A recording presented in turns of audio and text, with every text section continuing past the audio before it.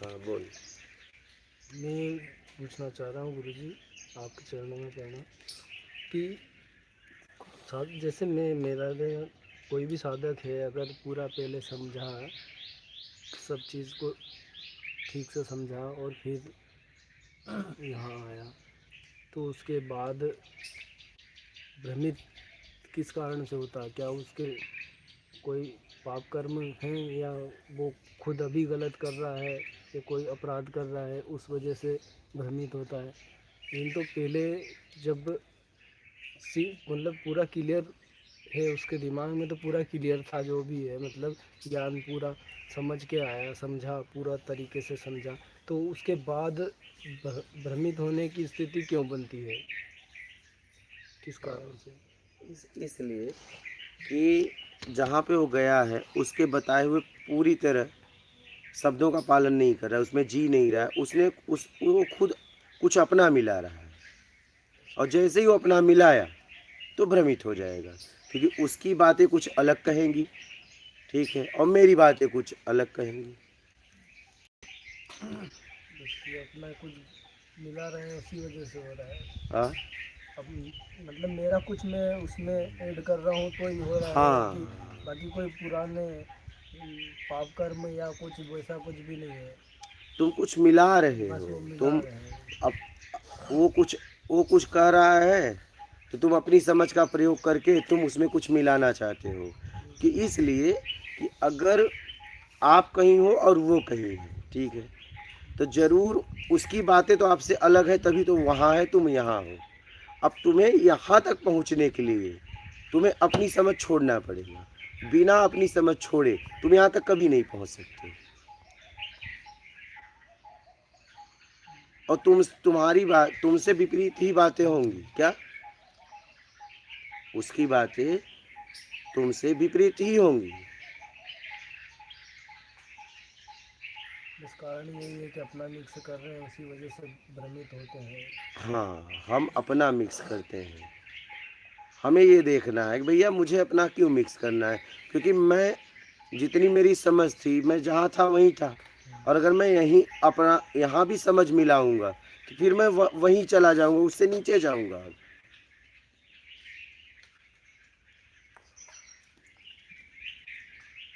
अगर कुछ बातें उसकी हमें विपरीत लगे तो हमें पूछना चाहिए कि वो कहना क्या चाहता है, वो कहना क्या चाहता है।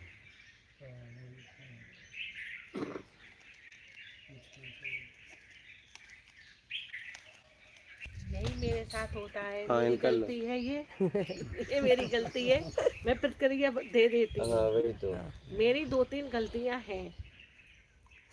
तो जैसे कोई बोला, मेरे को लगा ये गलत है, ऐसे नहीं ऐसे में नहीं, वो उसका काम वो कर लेगा, जब वो निपट जाएगा तब मैं बाद में उसे बता सकती हूँ, लेकिन मैं नहीं रुक पाती, गलती हो जाती है मुझसे। फिर बाद में समझ में आई कि मैंने गलत किया, बहुत बड़ी बन रही थी ना, तो बड़ी का मैं फिर उठाती हूँ। अब मतलब गलतियाँ भी समझ में आ जाती हैं गलती करने के बाद, बस अपने उतावलेपन पे धैर्य रखूं, धीरज रखूं, बस ये। अब तो दोबारा साल रुकेगी ना, जा कहाँ रही? अभी तो वायदा उनसे भी के हाँ बोला है सही ना, तो अपना तो काम सही करना है, बात फिर है। वापस आऊंगी हाँ ठीक है। या अपना इंतजाम करूंगी कुछ, वो तो मैंने सोच रखा है। मेरा में साधना नहीं होती, अगर तेरे घर वाले कुटिया बना के दे देंगे ना, उसमें साधना नहीं हो पाएगी। साधना हमेशा तेरा में होती है। नहीं तो राजा महाराजा अपना घर छोड़ के क्यों जाते, कहीं नदी के किनारे आश्रम बना के साधना करते नहीं, साधु संतों के अपने घर पे बुला लेते। अब तो मुझे भीड़ में रहने की जरूरत है। तेरे को देखो ध्यान रखना, कभी जिंदगी में भूल से जब तक आत्मज्ञान जब तक आत्मज्ञान न हो, आत्मज्ञान हो जाए तब तो ठीक है, जब तक आत्मज्ञान न हो अपनी कुटिया बना के कभी मत रहना, कभी होगा ही नहीं, कुछ नहीं होगा। तो क्योंकि तुम्हारा साथ तुम्हारा अहंकार है। यही सोचेंगे ना, ये मेरा घर, ये बेड, ये पर्दे। और हाँ, वहाँ सब कुछ आपके तरीके से होगा, और आपके तरीके से आपका पतन के अलावा कुछ नहीं होगा क्या? और जब तू दूसरे के तरीके में रहेगी, इसलिए कहा गया है कि जीवंत गुरु ढूंढो, जब उसके तरीके में रहेगी तो तुम्हें डांट के रखेगा, ये चल चल वहां बैठ, नहीं, बुरा लग जाता हाँ बुरा लगेगा, चल उधर बैठ, चल क्या कर रहा है, चल अब। समझना। तो तब मेरी स्थिति का मुझे पता चलता है, जब कोई कहता है उठ रहे, उठ भाग यहाँ से, वहां बैठ, और ये मेरा में कोई नहीं कहेगा, क्या मेरा में कोई नहीं कहेगा। मेरा में कोई नहीं कहेगा, ये तेरा में ही हो सकता है। और मेरे में मैं कहीं पहुंच भी नहीं पाता ना। से प्रार्थना कुएं का मेंढक, मेरी मानसिकता वही रहेगी मेरे ना। में तुम पहुंचोगे और गिर जाओगे। हाँ। मैं अपना खा रहा हूँ, एकदम एकदम एकदम। और अहंकार हो जाएगा, और मेरी सोच और ज्यादा मेरे को वही कर रहा पक्का हूँ। कर तो देगी आप वही कि यही हाँ, सत्य है। हाँ, हाँ। तो क्या होता है कि इतिहास में देखो, जितने राजा महाराजा थे भिक्षा पात्र क्यों उठा लिए, क्या उनके पास कोई कमी थी? एकदम जहाँ चाहते हैं आश्रम बनाए के बढ़िया से रहते, नहीं सही सही। साधुओं को बुला लेते ज्ञान लेने के लिए। आप देखो अष्टावक्र राजा जनक के सभा में सब विद्वान क्या करते थे, शास्त्रार्थ करते थे। राजा जनक जैसे ही जीवंत गुरु आया, कुर्सी छुड़वा दिया, कहा चल मेरे साथ जंगल में, यहाँ ज्ञान होगा तेरे राज्य में। हाँ? सही। ज्ञान तो तुझे वहां होगा जहाँ तेरा अधिकार नहीं होगा, और आश्रम में राजा का भी अधिकार नहीं रहता। इसलिए तो आश्रम में राजा रंग की जगह बैठ जाते हैं। क्यों? क्योंकि वहाँ परमात्मा की जगह है, वहाँ सब एक समान है। और जहाँ पे राजा रंग अलग बैठे हों तो समझ लेना कि सामने वाला गुरु वही है, नहीं है, वो जीवंत गुरु नहीं है, आत्मज्ञानी गुरु नहीं है। फिर वो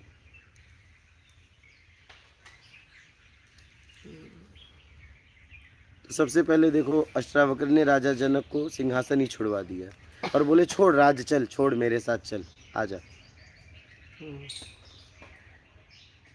क्योंकि मेरा में ज्ञान नहीं होगा, ज्ञान तो तेरा में होगा, और तेरा में मेरा नहीं चलेगा। क्योंकि जब तक मेरा चला मेरा पतन हुआ। सही।